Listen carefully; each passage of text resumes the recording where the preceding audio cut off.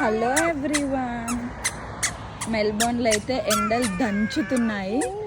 ఈరోజు 37 degrees ఉన్నట్టుంది. And evening కొంచెం కూల్ అయింది, అమ్మయ్య అనుకున్నాం. అండ్ కైరపాప పార్క్కి రాక చాలా రోజులు అయిందనమాట.